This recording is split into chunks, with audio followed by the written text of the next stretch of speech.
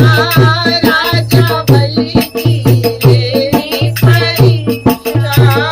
बीच में मानी तीन पग दीक्षा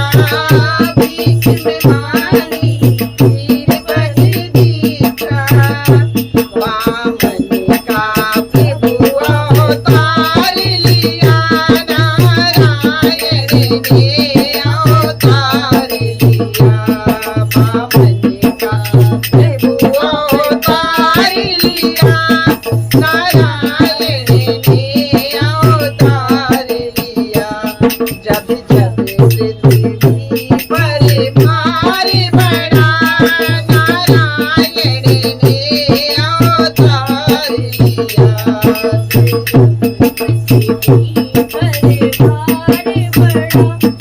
नारायण ने